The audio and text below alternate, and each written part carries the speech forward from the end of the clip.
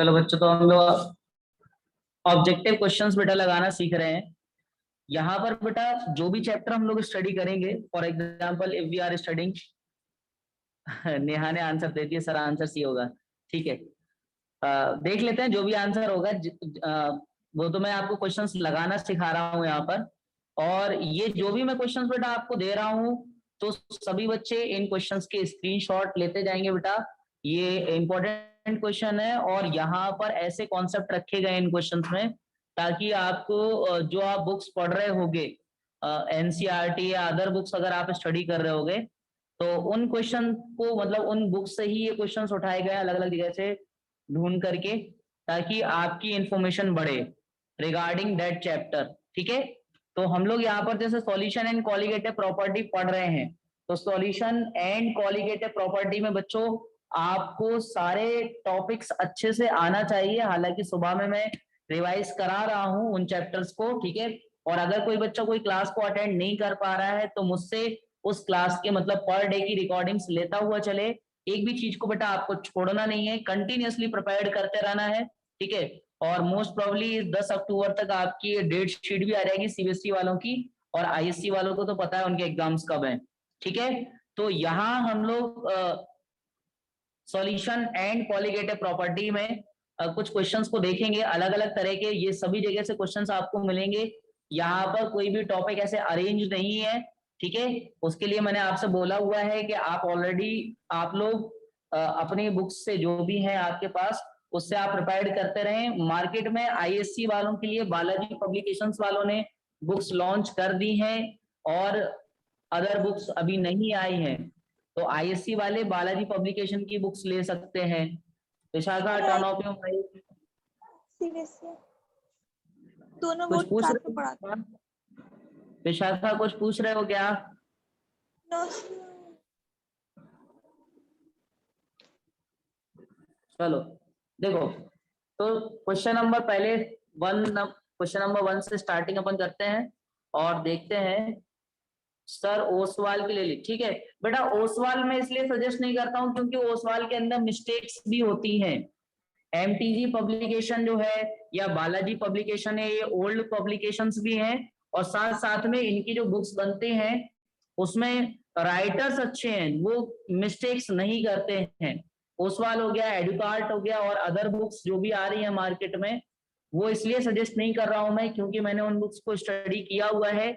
मेरे पास ऑलमोस्ट सारे सैंपल पड़े हुए हैं। ठीक है, हर एक बुक का सैंपल मेरे पास है, तो पढ़ने के एक्सपीरियंस से मैं बता रहा हूँ कि उसके अंदर काफी सारी मिस्टेक्स हैं। कई क्वेश्चंस ऐसे हैं जिनके आंसर रॉन्ग है या ऑप्शन ही गलत दिए हुए हैं। ठीक है, तो बाकी पब्लिकेशंस में नहीं है, एमटीजी हो गया, बालाजी हो गया, इन पब्लिकेशंस में नहीं, नूतन में भी नहीं है। नूतन की भी बुक मेरे पास आई थी, वो भी मैंने पढ़ी और वो भी मुझे सही बुक लगी। ठीक है, तो आप इनकी बुक्स ले सकते हो, परचेज करी है मार्केट से आपने, तो आप उसको लगाओ। और अगर आपको कुछ भी ऐसा लगता है, कंफ्यूजन लगता है कि उस बुक के अंदर कुछ क्वेश्चन गलत है या किसी क्वेश्चन का आंसर कुछ और होना चाहिए, तो आप मुझसे डिस्कस कर सकते हो। ठीक है, चलिए सर। हाँ सर बालाजी में दोनों दे दी ना, सेमेस्टर 1 एंड सेमेस्टर 2? नहीं नहीं, बालाजी में बेटा आईएससी वालों के लिए टर्म 1 का जो बुक आ रहा है उसमें तीनों कंप्लीट एक साथ है, पीसीएम है या पीसीबी है। ठीक है सर आप करवा देना। और मैं देख लूंगा, मेरे पास एक दो पड़ी हुई है बालाजी आईएससी वाले बच्चों को, अगर किसी को चाहिए तो मुझसे ले लेना वो बुक। ठीक है, तो मैसेज छोड़ देना, जो पहले मैसेज कर लेगा आईएससी का बच्चा उसको मिल जाएगी वो। ठीक है, चलो अभी मैसेज नहीं करना है, आफ्टर दी क्लास करना है। अभी मैसेज करोगे तो मैं डिस्कार्ड कर दूंगा उसका। 3-4 बुक्स पढ़ी है तो मैं प्रोवाइड कर दूंगा, मतलब गिव अवे मान लो आप इस चीज को। चलो फिलहाल हम लोग क्वेश्चन नंबर 1 देखते हैं बेटा। क्वेश्चन नंबर 1, पहला क्वेश्चन हमसे क्या कह रहा है, ध्यान से देखो। First question is saying that a solution of amalgam. किसी को पता है कि what is the formula of amalgam? कोई बच्चा जानता है क्या इसका फॉर्मूला? अमलगम का फॉर्मूला किसी को पता है? NaHG। अमलगम वर्ड बेटा अगर आपने पी ब्लॉक पढ़ा हो तो वहां पर लिखा हुआ है NaHG वर्ड। ठीक है, तो सोडियम अमलगम में बेटा ये हमारे पास सोडियम अमलगम होता है NaHG, जिसके अंदर बेटा हमारे पास सॉल्वेंट जो है वो सोडियम होता है, इट इज सॉल्वेंट, ये सॉल्वेंट होता है। और बेटा ये हमारे पास सॉल्यूट होता है जब ये फॉर्म किया जाता है। तो बच्चों आपको पता है कि सॉल्वेंट सोडियम किस स्टेट में पाया जाता, सॉलिड में, और ये हमारे पास किस स्टेट में पाया जाता है बेटा, लिक्विड में। तो ये आपको याद रखना है कि सॉल्वेंट यहाँ पर कैसा होना चाहिए बेटा, सॉलिड, सॉल्वेंट बेटा हमारे पास सॉलिड होना चाहिए, और सॉल्यूट आपके पास लिक्विड। तो हमारे पास कौन सा ऑप्शन हो सकता है बेटा, ऑप्शन नंबर सी। इसका आंसर क्या हो जाएगा बेटा, सी। तो take the screenshot of this page, आपको स्क्रीनशॉट लेते हुए चलना है बेटा सभी के। देखो बच्चों नेक्स्ट क्वेश्चन, नेक्स्ट क्वेश्चन बेटा क्या कह रहा है, 1 kg of sea water, 1 kg of sea water है बेटा। यहाँ पर कह रहा है 1 kg, 1 kg मतलब कि sea water contain 6 mg of dissolved O2। ठीक है, ये हमारे पास कंटेन कर रहा है 6 mg of dissolved O2। The concentration of O2 in parts पर मिलियन। बेटा पार्ट्स पर मिलियन का फॉर्मूला याद है क्या, सुबह ही पढ़ाया था, पार्ट्स पर million, mass of solute, mass of solute upon mass of solution, mass of solution multiplied by 10 की पावर 6। ओके, तो बेटा मास ऑफ सॉल्यूट, सॉल्यूट का मास यहाँ कितना होगा बेटा, सॉल्यूट का मास 6 मिलीग्राम, 6 मिलीग्राम। कन्वर्ट कर लो बेटा 10 टू द पावर -3 से मल्टीप्लाई करके, अपॉन मास ऑफ सॉल्यूशन। बच्चों मास ऑफ सॉल्यूशन कितना है यहाँ पर, 1 kg, 1 kg मतलब 1 into 10 to the power 3 multiplied by 10 to the power 6। इसको आप सॉल्व कर सकते हो, ये 3 टाइम्स कैंसिल हो जाएगा, ये हो जाएगा 6 इंटू 10 की पावर -3 + 3, ये आपके -3 + 3, ये तो 1 ही हो जाएगा, यानी कि 6। इसका आंसर आएगा बेटा 6, इसका आंसर हो जाएगा। Take the screenshot of this page. अगर किसी बच्चे को कुछ समझ ना आए तो पूछ लेना बेटा, यहाँ पर पूरे चैप्टर से रिलेटेड क्वेश्चन आएंगे। ठीक है, ऐसा नहीं लिखा है इनमें, मतलब मेरे ऐसे क्वेश्चंस नहीं बने हैं जिसमें टॉपिक वाइज हो। ये क्वेश्चंस अलग अलग जगह से उठाए गए हैं, अलग अलग बुक्स से। तो सारे टॉपिक्स इसमें बीच बीच में आपको मिलेंगे, लाइन से नहीं मिलेंगे, अरेंज्ड। देखो बेटा नेक्स्ट देखो, नेक्स्ट क्वेश्चन आपसे क्या कह रहा है, कह रहा है कि mole fraction of the solute in a 1 molar aqueous solution. बेटा मोलैलिटी आपको 1 मोलर ले रहा है, molality 1 molar. What is the meaning of molality का फॉर्मूला क्या होता है बेटा, moles of solute upon weight of solvent. Weight of solvent वो भी किस में था बच्चों, वेट ऑफ सॉल्वेंट था केजी में, ये किलोग्राम में था बच्चों।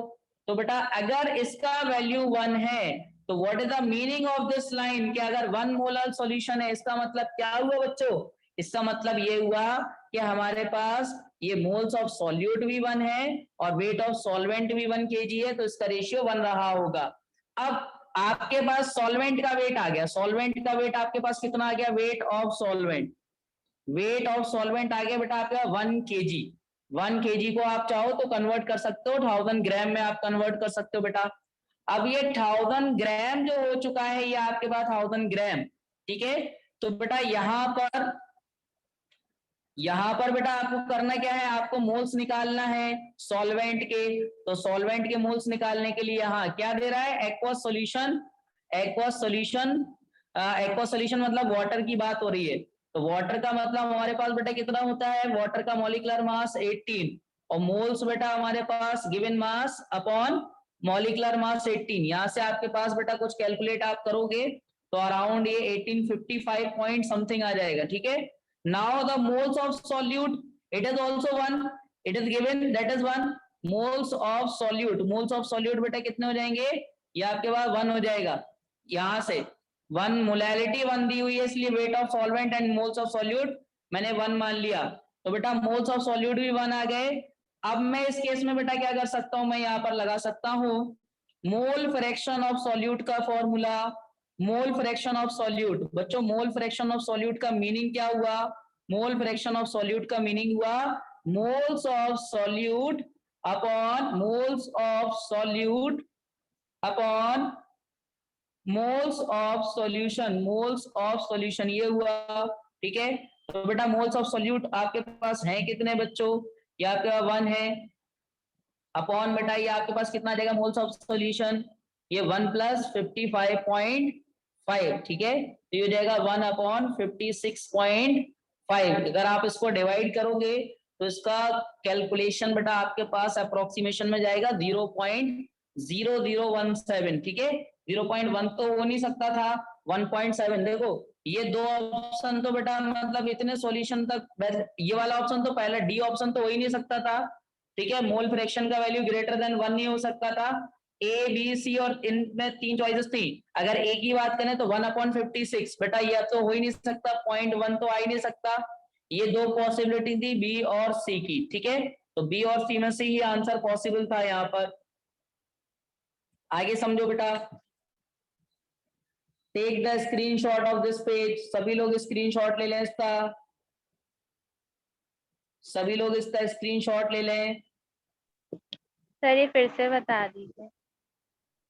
देखो बेटा मोलैलिटी का वैल्यू यहाँ पर कितना दिया हुआ था, what is the value of molality, it was 1। Molality हमको दे रहा था बेटा, मोलैलिटी हमको दे रहा था 1।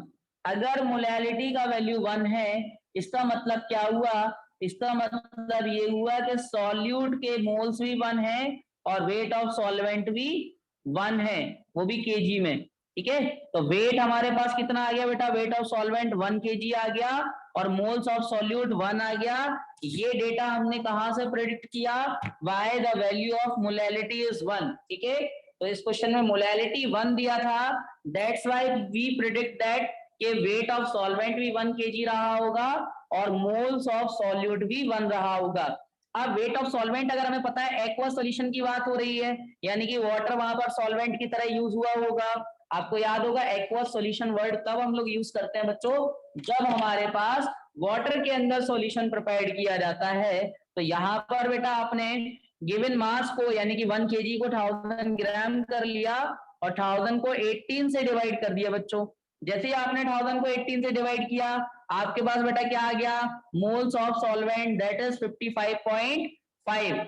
अब मोल्स ऑफ सॉल्यूट आपके पास 1 थे, आपने फॉर्मूला यूज किया mole fraction of solute, it is equal two moles of solute upon moles of solution. इसका वैल्यू बेटा क्या, 1 अपॉन 1 + 55.5। तो बेटा ये आपके पास कितना हो जाएगा, 1/56.5। तो इसका आप कैलकुलेशन करोगे तो 0.01 के आसपास ये आ जाएगा, ठीक है। तो ये इसका आंसर हो गया। आ गया समझ में या फिर से बताऊं, क्लियर हो गया बेटा? ओके चलो आगे बढ़ते हैं। तो फिर देखो बेटा,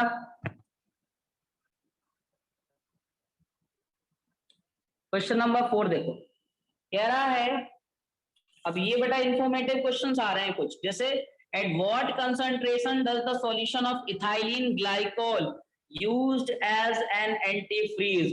बेटा याद रखना इथाइलिन ग्लाइकोल, ये हमारे पास ये कार में बेटा ये कूलिंग इंजन जो होता है ना, कार गर्म हो जाती है, हॉट होने लगती है, बंद हो जाती है, ठीक है। तो उसमें हम लोग इथाइलिन ग्लाइकोल यूज करते हैं। इसका फ्रीजिंग पॉइंट होता है -17.6 डिग्री सेल्सियस, इतना होता है, ठीक है। तो याद रखना बेटा ये इंफॉर्मेशन है 35 पॉइंट समथिंग परसेंटेज होता है, तो सीधे सीधे आप 35% V/V, 35% V/V होता है, पहला ऑप्शन होगा इसका, ठीक है। परसेंटेज बाय वॉल्यूम में चलता है इसका रेशियो हमारे पास।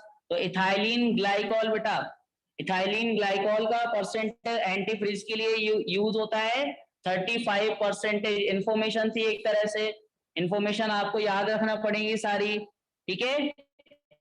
देखिए next question, take the screenshot of this page. Next देखिए बेटा, ये है on dissolving sugar in water at room temperature.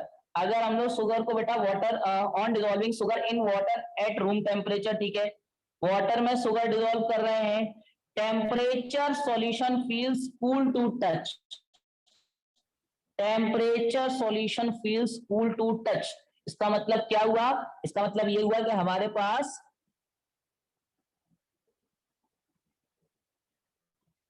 जो हीट रही होगी वो वाटर के अंदर सॉल्वेटेड हो गई होगी, ठीक है, सॉल्वेट हो गई होगी। मतलब हमारे पास रिएक्शन जो है वो एंडोथर्मिक चल रही होगी। तो under which cases, which of the following cases dissolution of a sugar will be most rapid. हमारे पास सबसे ज्यादा मोस्ट रैपिड का वो हो सकता है, देखो शुगर क्रिस्टल, शुगर क्रिस्टल, ये दोनों ऑप्शन कट, क्रिस्टल फॉर्म में नहीं हो सकती, केवल पाउडर फॉर्म में हो सकती है, ठीक है, याद रखना। अब यहाँ पर वर्ड यूज कर रहा है कूल टू टच, तो बच्चे सोच सकते हैं कोल्ड वाटर वाली बात, बेटा कोल्ड वाटर नहीं होगा, इसका आंसर होगा हॉट वाटर। याद रखना रिएक्शन एंडोथर्मिक चल रही होगी। इसमें हॉट गैसेस लिखा है। तो बी वाला होगा सर। क्या बेटा? सर ऑप्शन जो ये बी होगा। सर गैसेस जो लिखा है सर वो वाटर होगा ना सर?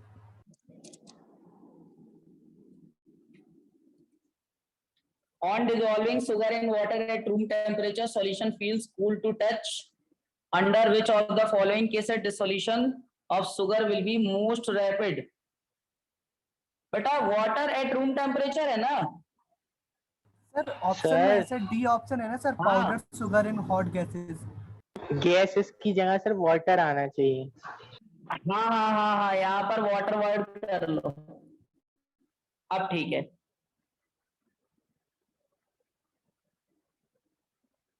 वो मिस प्रिंट हो गया इसमें, ठीक है, मिस टाइप हो गया वो। Take the screenshot of this.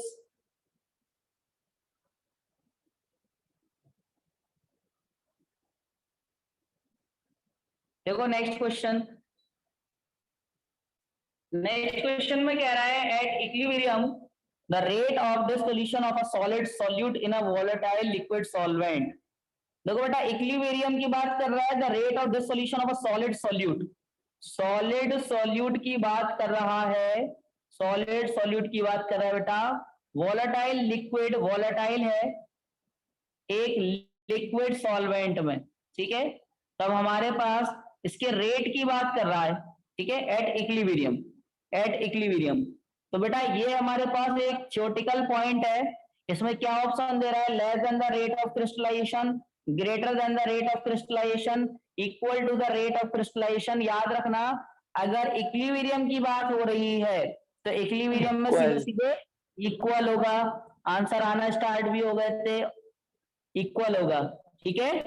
Take the screenshot of this question, ठीक है, these questions are very important बेटा, ये बोर्ड के लिए ही आपको प्रिपेयर कराए जा रहे हैं, क्योंकि जब आप इन्हीं क्वेश्चंस को बेटा दोबारा लगा रहे होगे और जब थर्ड टाइम आप पेपर में कर रहे होगे तो इनमें से कोई भी क्वेश्चन अगर आपको मिलेगा तो आपको इतना सोचना नहीं पड़ेगा, आप तुरंत आंसर दे पाओगे।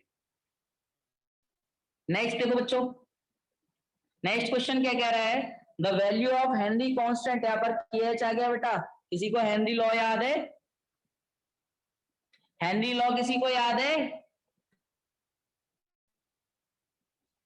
याद ही नहीं है किसी को हेनरी लॉ, पूरी क्लास में किसी को हेनरी लॉ नहीं पता? बोलो बेटा।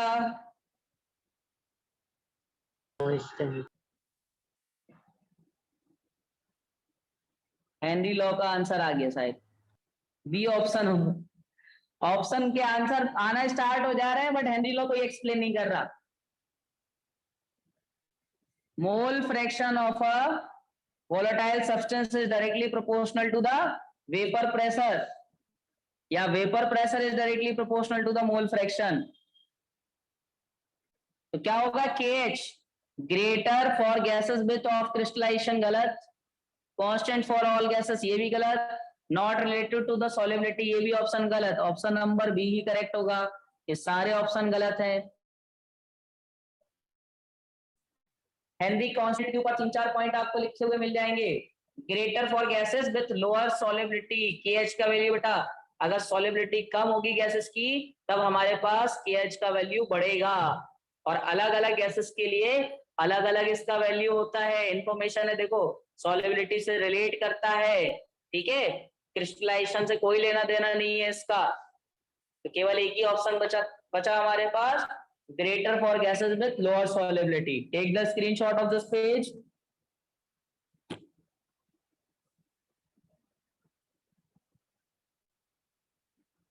नेक्स्ट देखो बेटा, नेक्स्ट क्वेश्चन देखो। नेक्स्ट क्वेश्चन क्या है? Low concentration of oxygen in the blood and tissue the people living at high altitude is due to. अच्छा, ऑक्सीजन हमारे पास ब्लड में कम हो जाता है, ये तो हेनरी एप्लीकेशन से आ गया। हेनरी एप्लीकेशन की बात चल रही है, बताओ क्या होगा इसका आंसर, बताओ। Low atmospheric pressure. Low atmospheric pressure, pressure कम होने की वजह से ऑक्सीजन लेवल कम हो जाता है ब्लड में। आंसर आ रहे थे, वेरी गुड। ऑक्सीजन लेवल बेटा कम हो जाता है, जिस वजह से बेटा हमारे पास क्या होता है, एनॉक्सिया हो जाता है हायर एल्टीट्यूड पर रहने वाले लोगों को, यानी सोचने की क्षमता, समझने की क्षमता कम हो जाती है। Take the screenshot of this question.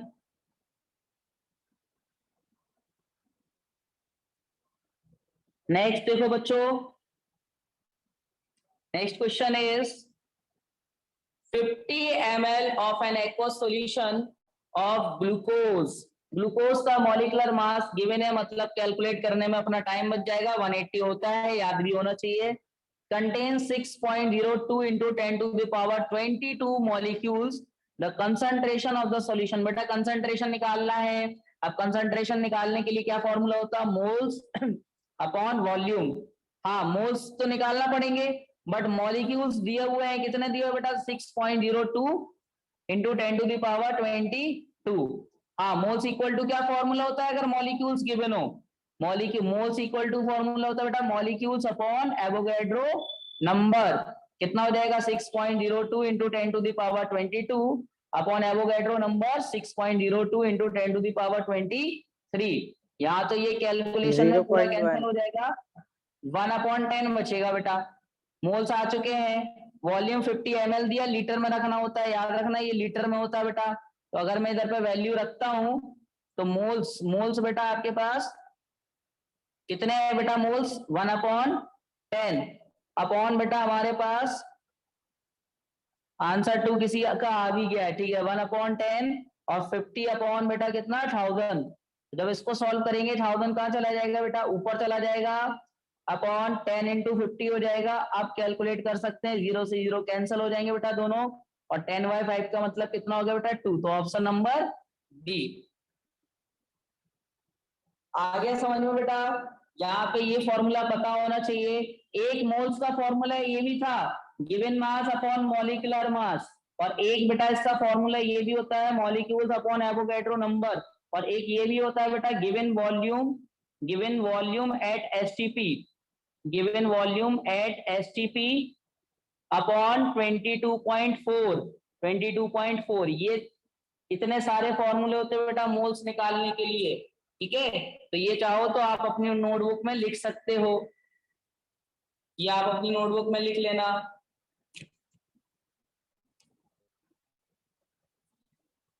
चलिए बेटा आगे बढ़ते हैं, स्क्रीनशॉट ले लो इसका भी।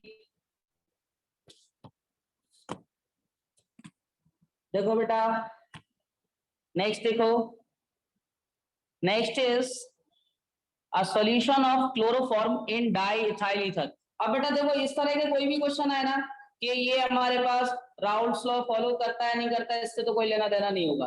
पहले अपन को सीधे सीधे क्या देखना होगा, अपन को ये कुछ एग्जांपल आपके बुक्स में दिए हुए हैं, ठीक है। उसमें बेटा आपको ये देखना पड़ेगा कि कौन से ऐसे सॉल्यूशन है, ये लिस्ट आपको खुद बनाना है और मुझे भेजना है। एटलीस्ट 5 सॉल्यूशन की लिस्ट आप याद कर लो, 5 नहीं मैं तो 10 दूंगा आपको। 10 सॉल्यूशन की आप लिस्ट याद कर लो जो कि नेगेटिव डेविएशन दिखाते हो, और बेटा 10 सॉल्यूशन की आप लिस्ट याद कर लो जो कि बेटा पॉजिटिव डेविएशन दिखाते हो, आपका काम हो जाएगा।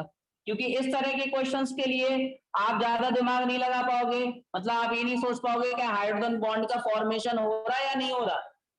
तो कहीं पर क्या हाइड्रोजन बॉन्ड का फॉर्मेशन अगर हो जाता था तो पॉजिटिव डेविएशन दिखाने लगता था, ठीक है, सॉरी नेगेटिव दिखाने लगता था। और अगर हाइड्रोजन बॉन्ड का फॉर्मेशन टूट जाता था, हाइड्रोजन बॉन्ड टूट जाता था, तब पॉजिटिव डेविएशन दिखाने लगता था। वो तो एक रूल हो गया, बट एटलीस्ट 10 एग्जांपल आपको याद रखना पड़ेंगे कि जो कि नेगेटिव डेविएशन दिखा रहा हूँ, जो पॉजिटिव दिखा रहे हो, उनसे डायरेक्टली आपको एक ना एक क्वेश्चन अगर आया डेविएशन के ऊपर तो उनसे डायरेक्टली आपसे ऐसे क्वेश्चन पूछा जा सकता है, ठीक है। अब इसमें क्या कह रहा है, di chloroform and di ethyl ether. Chloroform and di ethyl ether बेटा दिखाता है नेगेटिव डेविएशन, ठीक है। तो ये डेविएशन वाले क्वेश्चंस आपको प्रिपेयर करना पड़ेंगे। Take the screenshot of this page. और जो बात यहाँ पर कही गई है इस क्वेश्चन के मैसेज ही यही है कि बच्चा याद कर ले लगभग 10-10 एग्जाम्पल, ठीक है। आपके पास एनसीईआरटी बुक होगी, कोई रेफरेंस बुक होगी, और कुछ भी नहीं मिले तो सीधे गूगल कर लेना 10 एग्जाम्पल फॉर क्लास 12, ठीक है। सॉल्यूशन शोइंग नेगेटिव डेविएशन और पॉजिटिव डेविएशन, ठीक है। चलिए बेटा नेक्स्ट देखिए।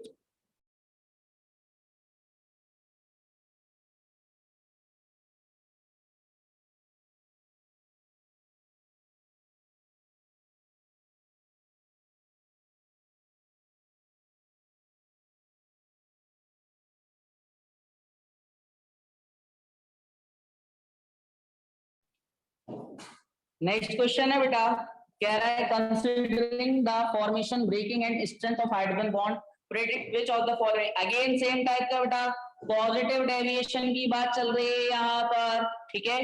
पॉजिटिव डेविएशन बेटा हमारे पास दिखाता है मेथनॉल एंड एसीटोन। सबसे ज्यादा पॉजिटिव डेविएशन मेथनॉल और एसीटोन दिखाता है यहाँ पर। तो ये भी एक इंफॉर्मेशन है बेटा, ये एग्जाम्पल ही एक तरीके से। तो ये आपको 8-10 एग्जाम्पल याद होना चाहिए पॉजिटिव और नेगेटिव डेविएशन के, जो आपसे पूछे जा सकते हैं। इसका स्क्रीनशॉट ले लो, इस क्वेश्चन का भी स्क्रीनशॉट ले लो, पढ़ते टाइम आपको याद रहेगा। नेक्स्ट क्वेश्चन देखो बेटा, नेक्स्ट क्वेश्चन में कह रहा है मैक्सिमम बॉइलिंग ऑफ एजियोट्रोप। बेटा एजियोट्रोप मिक्सचर किसी को याद है? एजियोट्रोप मिक्सचर किनको कहते थे? एजियोट्रोप, सी आंसर एक बच्चे ने दिया है, सी आंसर दिया है एजियोट्रोप मिक्सचर का। बेटा सी वाला तो नेगेटिव डेविएशन शो करता है, एजियोट्रोप भी नेगेटिव डेविएशन दिखाता है, बट मैक्सिमम पूछ रहा है CH2 और acetone, CH3CO CH3। D option होगा बेटा इसका, डी ऑप्शन होगा, मैक्सिमम की बात कर रहा है। एजिट्रोप मिक्सचर क्या थे? वो मिक्सचर जो सेम टेम्परेचर पे, कांस्टेंट टेम्परेचर पे बॉयल्स होते थे, जिसमें हमारे पास चाहे वो वेपर फेज में सब्सटेंस को मिलाओ, चाहे आप लिक्विड फॉर्म में मिलाओ, बट उनका जो कॉम्पोजिशन होता था वो एक फिक्स होता था, कॉम्पोजिशन चेंज नहीं होता था। इसके भी एटलीस्ट 4-5 सॉल्यूशन आप याद रखना एजियोट्रोप के। इस तरह के अगर क्वेश्चन आए तो कर नहीं पाओगे, क्योंकि अगर न्यूमेरिकल आए तो आप निपटा दोगे, बट इस तरह की इंफॉर्मेशन पूछी गई तो इंफॉर्मेशन बच्चों को याद नहीं रहती। तो ये सारी इंफॉर्मेशन की लिस्ट आपको बनाते हुए चलना है बेटा, ठीक है। एजियोट्रोप के एग्जांपल लर्न करना है। ये लिख दिया मैंने एक नोट। चलिए बेटा आगे बढ़ते हैं, देखो next. At a given temperature osmotic pressure of a concentrated solution of a substance is higher than that of dilute solution, lower than, same, cannot be compared with osmotic pressure of dilute solution। हाँ, osmotic pressure का formula pi is equal to क्या था बेटा? CRT। अगर pi is equal to CRT है, concentration बढ़ेगा तो osmotic pressure क्या होगा बेटा? बढ़ जाएगा, डायरेक्टली प्रोपोर्शनल है। तो हमारे पास क्या होगा बेटा इसका आंसर? इसका आंसर क्या होगा बोलो जल्दी? Is higher than that of a dilute solution, dilute solution से ज्यादा होगा, option number A. Take the screenshot of this question.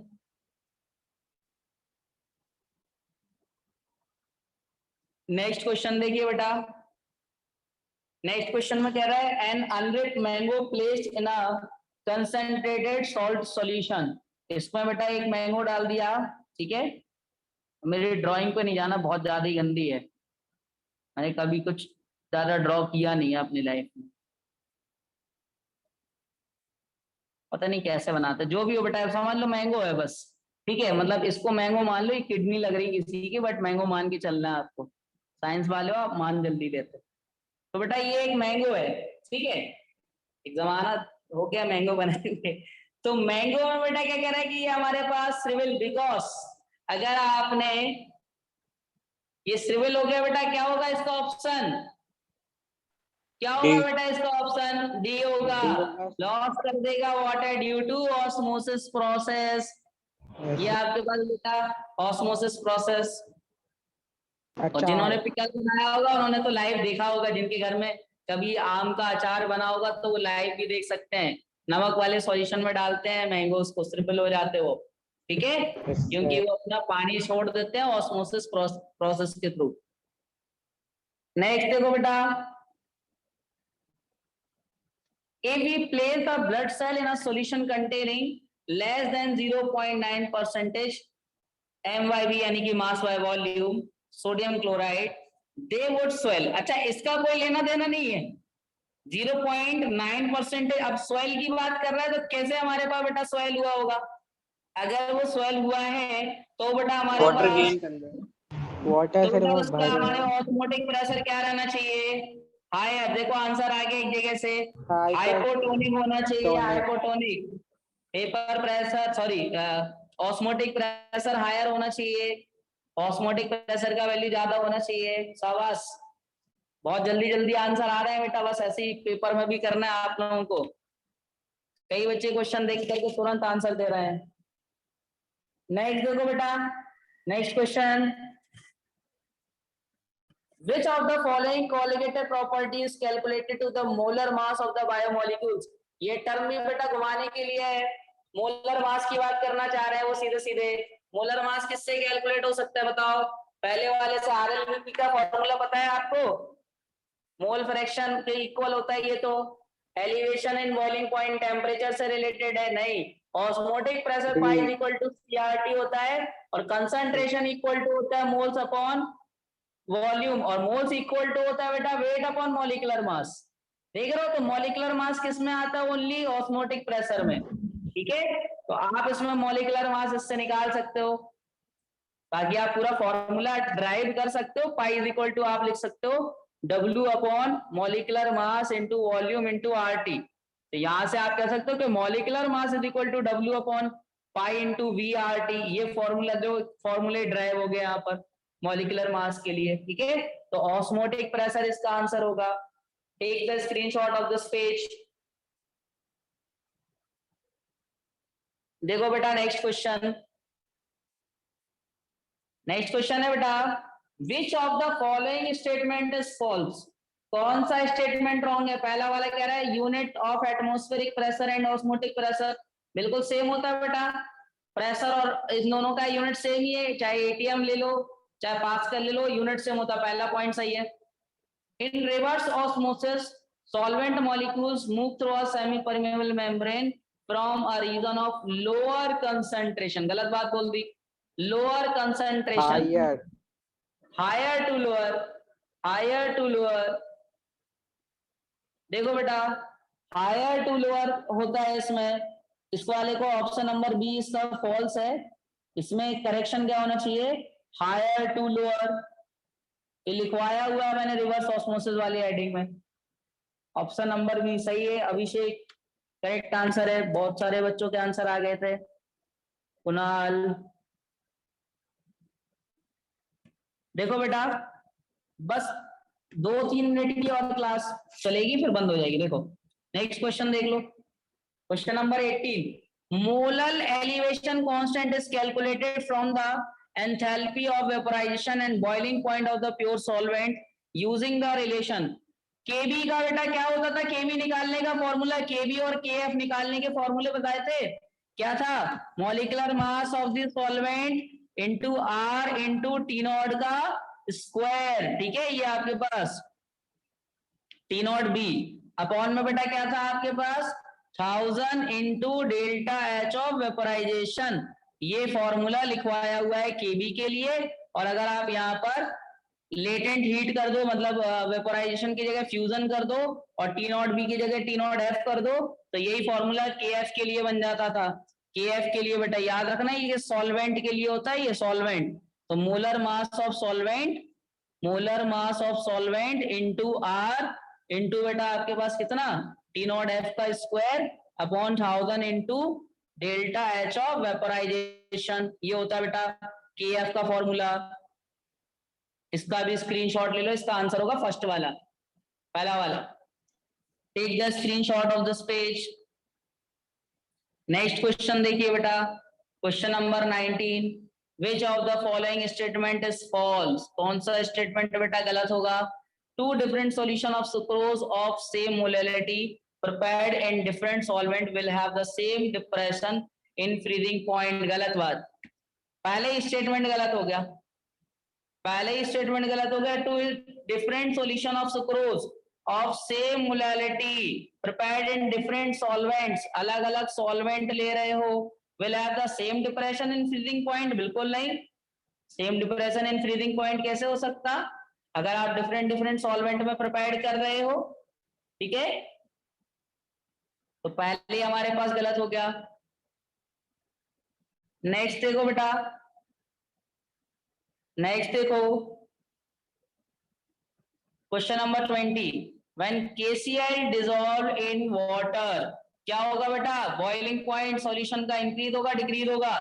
दो ही ऑप्शन हो सकते, अनचेंज नहीं रहेगा। पोटेशियम क्लोराइड को अगर वाटर में डाल दें, बॉइलिंग पॉइंट क्या हो जाएगा बेटा? बढ़ जाएगा, कम हो जाएगा? KCl नॉन वोलेटाइल सॉल्यूट डाल दो पानी में, क्या होगा? बॉइलिंग पॉइंट इंक्रीज हो जाएगा।